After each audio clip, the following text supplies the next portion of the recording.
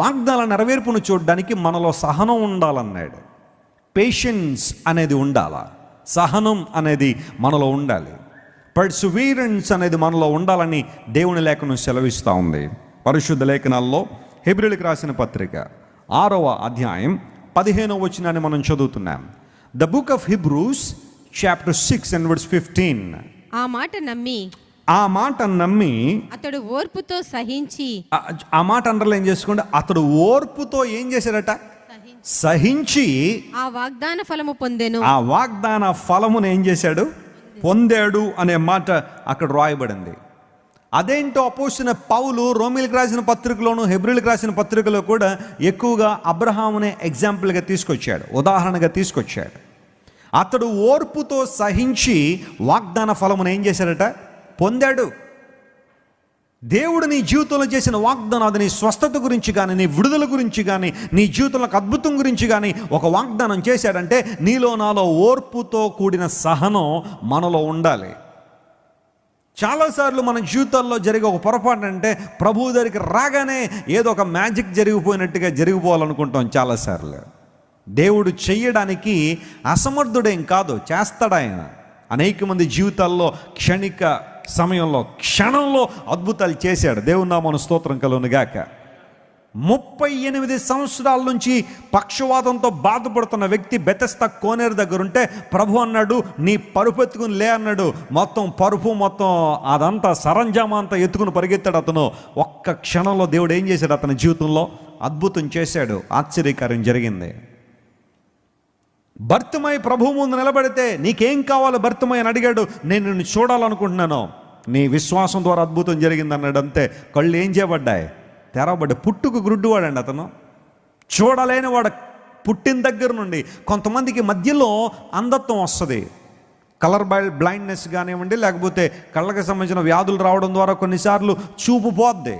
అలాంటి వాళ్ళకి అన్నీ తెలుసు, ఇమాజినేషన్లో అయినా ఏదైనా ఊహించుకోగలరు వాళ్ళు. మనుషులు ఎలా ఉంటారు, చెట్లు ఎలా ఉంటాయి, పుట్టలు ఎలా ఉంటాయి, జంతువులు ఎలా ఉంటాయి, సూర్యచంద్ర నక్షత్రాలు ఎలా ఉంటాయి, ఇలాంటివి ఆల్రెడీ ఇమాజినరీగా వాళ్ళు ఊహించుకోవచ్చు, ఎందుకంటే చిన్నప్పటి నుంచి చూసి ఉన్నారు కాబట్టి. కానీ పుట్టుక గురుడు వాడిని భర్తమకి ఏం తెలియదు, తెలిసిందల్లా చీకటి, నిశ్శబ్దం తప్ప.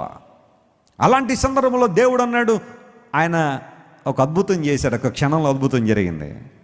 అయితే కొంతమంది జీవితాల్లో దేవుడు కొంచెం సమయాన్ని కోరుతున్నాడు. ఆ సమయంలో మనం కంగారు పడాల్సిన అవసరం లేదు. లాజరు వ్యాధిగ్రస్తుడిగానే ఉన్నప్పుడే ప్రభువుకు వర్తమానం వచ్చిందా రాలేదా? లాజరస్ హీ ఫెల్ సిక్ అనే వర్తమానం ప్రభువుకి అతడు వ్యాధిగ్రస్తుడిగా ఉన్నప్పుడు ఇంకా చనిపోకముందే వచ్చింది. కానీ దేవుడు ఇంటెన్షనల్గా ఒక 4 రోజులు ఆయన ఏం చేశాడు? ఆలస్యం చేశాడు. ఆయన ఎందుకు అంత సమయం దేవుడు ఆలస్యం చేశాడు? 3 రోజులు ఆలస్యం చేసిన తర్వాత 4వ రోజున వెళ్ళాడు ప్రభు ఆ ప్రాంతానికి. ఎందుకంటే దేవుడు తన నామమును అక్కడ అత్యధికంగా మహింపరుచుకోవాలనే ఆశ ఆయనలో ఉంది. కొన్నిసార్లు ఆలస్యం అయిపోతున్నప్పుడు కంగారు పడతాం, ఓర్పు ఉండదు, సహనం ఉండదు. ఇంకెప్పుడండి, ఇంకెంతకాలం అండి నేను వేచి ఉండేది, ఇంకెంతకాలం ఆ మందిరానికి, ఇంకెంతకాలం ప్రార్థన. సహనం అనేది కొన్నిసార్లు కోల్పోతూ ఉంటే దేవుడు అన్నాడు, నీ జీవితంలో డిలే అనేది డినాయల్ మాత్రం కాదు. హల్లెలూయా. నీ జీవితంలో కొన్ని సందర్భాల్లో నువ్వు చేస్తున్న ప్రార్థనలకు ఆలస్యం అవ్వచ్చేమో, కానీ ఆ ప్రార్థనలు మాత్రం అలక్ష్యం మాత్రం జరగలేదు. God works in a right time. నీ జీవితంలో దేవుడు సరైన సమయంలో నీకు ఆశీర్వాదం ఇస్తాడు. కంగారు పడొద్దు. ఈ సమయంలో నీలో కావాల్సింది ఓర్పు మరియు సహనం. పర్సివీరెన్స్ అనేది మనలో ఉండాలని బైబిల్ సెలవిస్తూ ఉంది. అనగా ఓర్పు మనలో ఉండాలి, పేషెన్స్ అనగా సహనం మనలో ఉండాలి. చాలాసార్లు ఓర్పు ఉండట్లా మనలో, క్విక్గా అన్నీ అయిపోవాలి. ఇప్పుడు అంతా ప్రపంచం అంతా ఏంటి చెప్పండి, అంతా క్విక్గా ఇన్స్టెంట్గా అయిపోవాలి. ఇన్స్టెంట్ కాఫీ, మొన్న ఎక్కడో చూశాను ఇన్స్టెంట్ ఇడ్లీ అట. ఇడ్లీలు కూడా ఇన్స్టెంట్గానే. ఏంటనమాట, ఆ ఇడ్లీ పట్టుకొచ్చి మరి ఏం చేయాలో తెలియదు, 2 నిమిషాలు ఇడ్లీ తయారు. ఇన్స్టెంట్ కాఫీ, ఇన్స్టెంట్ నూడిల్స్, 2 నిమిషాల్లో నూడిల్స్ తయారు చేయడం. మ్యాగీ అనేవాళ్ళు 2 minutes నూడిల్స్ తీసుకొచ్చారు. ఇక అందరూ కూడా 2 minutesలో నూడిల్ తయారు చేసుకుని తినేసేయాలని ఆలోచన. అంతా ఇన్స్టెంట్గా జరగాలని, త్వరగా జరగాలని.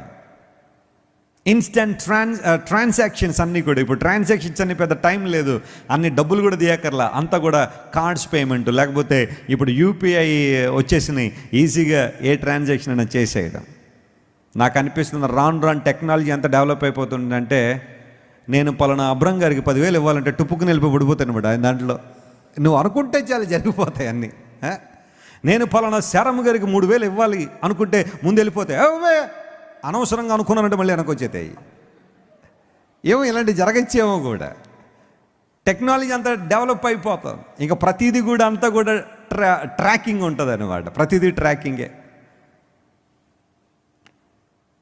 ఓర్పు సహనం అనేది చాలాసార్లు మనలో కనబడటం లేదు. కానీ దేవుని దగ్గరికి వచ్చిన తర్వాత దేవుడు నీ జీవితంలో ఇన్స్టాంట్గా మిరకల్ చేయగలడు. అయితే ఆయన అనాది కాల సంకల్పం ద్వారా కొంచెం ఆలస్యం జరుగుతున్న కంగారు పడద్దు. ఆలస్యం కూడా నీ మంచి కోసమే. Hallelujah. God will do it for your glory. నీ మహిమ కొరకు దేవుడు చేస్తాడు. కొన్నిసార్లు మనకు కలిగే కీడులు బాధిస్తాయి.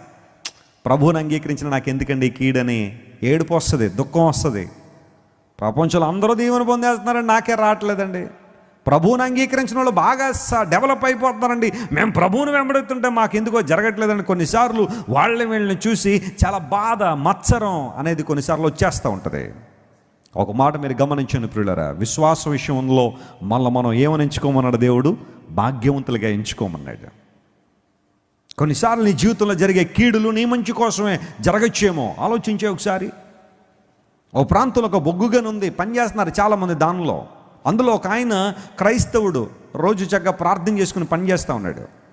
ఆ బొగ్గుగనిలోకి వెళ్ళాలంటే ఏం చేయాలంటే, మొత్తం స్టాఫ్ అంతా వచ్చిన తర్వాత వాళ్ళని ఒక లిఫ్ట్లోంచి కింద తీసుకెళ్తారు.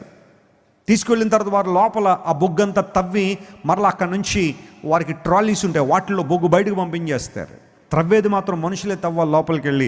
ఒకవేళ మిషనరీ ఉన్న దాన్ని ఆపరేట్ చేసేది కూడా మనుషులే కాబట్టి. సార్ అందరూ రెడీగా ఉన్నారు, లిఫ్ట్ వచ్చింది, వెళ్ళిపోవడానికి సిద్ధంగా ఉన్న సమయంలో వీళ్ళు చేసేది ఏంటంటే, లోపల కొంతసేపు పని చేసిన తర్వాత మరలా స్వచ్ఛమైన ఆక్సిజన్ పీల్చుకోవడానికని బయటకు వస్తారు. ఆ టైంలో లంచ్ చేయాలి. లంచ్ కోసం వీళ్ళందరూ బాక్సులు తెచ్చుకుంటారు. ఆ బాక్సులన్నీ ఒక చోట పెట్టుకున్నారు. పెట్టుకోగానే లిఫ్ట్ వచ్చింది, రండి ఎక్కండి అనే సమయానికి లిఫ్ట్ ఎక్కుదాం అనుకున్న సమయంలో ఒక కుక్క ఈ వ్యక్తి యొక్క బాక్స్ పట్టుకుని వెళ్ళిపోతుంది, క్యారేజ్ పట్టుకు వెళ్ళిపోతుంది. ఈయన చూశాడు, లిఫ్ట్ ఎక్కుదామో కుక్క వెనకాల పరిగెత్తాలని. ఎందుకోసం? మధ్యాహ్నం క్యారేజ్ లేకపోతే భోజనం లేదు. దేవుని బిడ్డ అందరూ హేళన చేశారు, ఒరే నీ క్యారేజ్ని ఎవరు ఎత్తుపోతున్నారు? కుక్క ఎత్తుపోతుందిరా, చూసుకోరని దేవుడు ఏం చేస్తున్నాడో అని. ఇంకా సమయం దొరికితే చాలు, అవకాశం దొరికితే చాలు దేవుణ్ణి అతన్ని ముడిపెట్టేసి ఏదో విధంగా బాధించాలని అందరూ హేళన చేసి నవ్వుతూ ఉంటే, దయచేసి మీరు వర్క్లోకి వెళ్ళండి, నేను వచ్చేస్తాను, ఆ క్యారేజ్ నాకు చాలా ఇంపార్టెంట్, మధ్యాహ్నం భోజనం చేయాలి కదని చెప్పి ఇతను ఆ కుక్క వెనకాల పరిగెత్తుకుంటూ వెళ్ళాడు. అదలా పరిగెత్తి సెంటర్లో తీసుకెళ్ళి క్యారేజ్ వదిలేసి అది వెళ్ళిపోయింది. అది పట్టుకుని మెల్లగా వచ్చారు. ఈ లోపల వీళ్ళందరూ ఆ లిఫ్ట్లోంచి దిగేసి వారు వర్క్ స్పాట్కి వెళ్ళిపోయారు.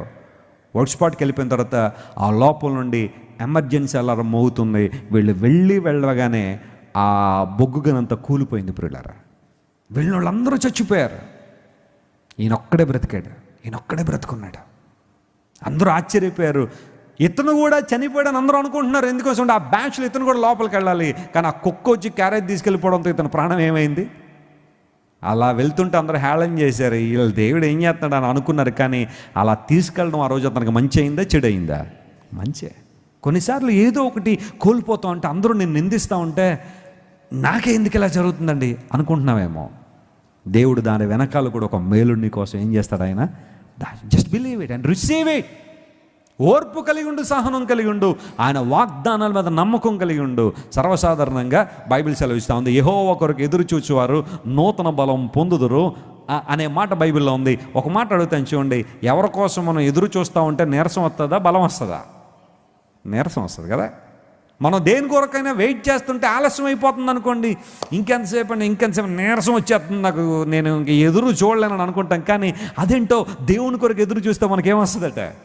నూతన బలం వస్తుంది. కారణం ఆ ఎదురు చూపులో దేవుడు నీకు గొప్ప బలాన్ని ఇస్తాడు. గట్టిగా చప్పట్లు కొట్టి దేవుని మహిమపరచండి. వాగ్దానాల నెరవేర్పును చూడాలంటే మనలో విధేయత, రెండోది విశ్వాసము, మూడోది ఏముండాలా? సహనం ఉండాలి, ఓపిక కలిగి ఉందా.